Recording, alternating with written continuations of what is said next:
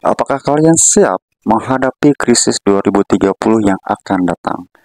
Banyak yang tidak sadar di antara kita semua, perubahan besar yang sedang menghampiri kita. Cyber attack, pelemahan ekonomi global, hingga konflik geopolitik yang semakin memanas.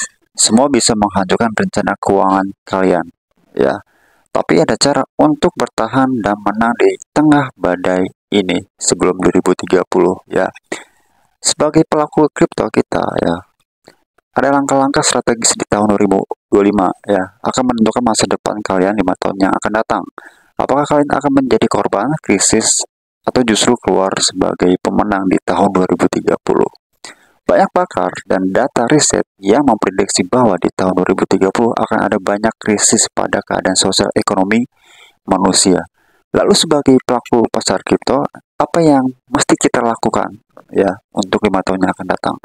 Jadi simak 4 langkah ini penting banget yang bisa menjadi penyelamat kalian di masa depan ya.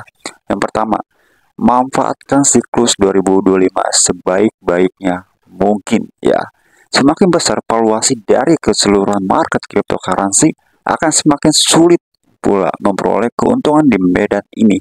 Makin lama, market akan semakin efisien seperti saham dan hampir mustahil untuk memperoleh keuntungan di cryptocurrency di tahun yang akan datang. Maka dari itu, manfaatkan sebaik mungkin ya di tahun 2025 ini, karena mungkin siklus selanjutnya tidak akan semudah di tahun sekarang ini ya. Yang kedua, perbanyak income, kurangi kebutuhan yang tidak perlu dan bahkan tidak penting. Jangan keluar pekerjaan kalau bisa ya, justru naik jabatan sampai bisa tingkatkan income kalian, pendapatan kalian. Jangan sampai kita justru keluar pekerjaan untuk cuma kripto doang, ya kan? Jadikan pekerjaan aktif di dunia nyata untuk memperoleh keuntungan di market dan membangun portofolio income yang kuat ya. Jangan keluar kerjaan kalian hanya dengan kripto, itu konyol ya bagi gua. Yang ketiga, tabung Bitcoin bukan fiat ya. Dalam jangka panjang, kita bisa melihat bahwa Bitcoin ini memiliki kecenderungan untuk terus mengalami kenaikan dan selalu naik nilainya. Kekuatan jaringan yang dimilikinya, adopsi yang tinggi juga, serta kelangkaan yang dimiliki dalam model ini membuat Bitcoin hampir bisa dipastikan memiliki harga yang lebih mahal di tahun 2030 dibandingkan dengan saat ini. Maka dari itu tidak ada salahnya untuk kalian ya menabung ya, mencicil Bitcoin dari waktu ke waktu. Oke. Yang keempat, yang terakhir ya, belajar self custody itu apa bang? Oke, gue jelaskan. Not your case, not your coin. Jangan pernah percaya dengan exchange manapun ya.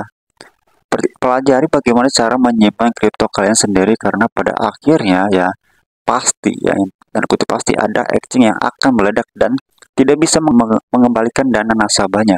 Self custody membuat kripto yang kita miliki seutuhnya menjadi milik kita. Jadi kesimpulannya adalah siapkan diri kalian untuk masa depan ya, mulai dari sekarang juga. Krisis 2030 yang akan datang bukan sekedar prediksi ya.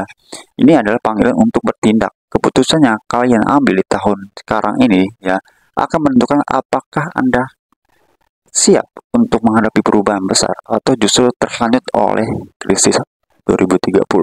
Jadi manfaatkanlah peluang di siklus kripto saat ini sebaik mungkin. Bangun sumber income yang kokoh, yang kuat, tabung dalam aset yang terus bertumbuh seperti Bitcoin ya, dan pelajari sub custody untuk melindungi aset kalian, tabungan kalian di Bitcoin ya, oke? Jadi ingat, masa depan finansial kalian adalah tergantung tanggung jawab kalian sendiri ya kan. Bertindaklah sebijak hari ini agar kalian bisa menghadapi hari esok dengan percaya diri dan tenang ya, dan selalu naik nilainya. Oke, semoga bermanfaat untuk video kali ini ya. Sampai ketemu di video selanjutnya.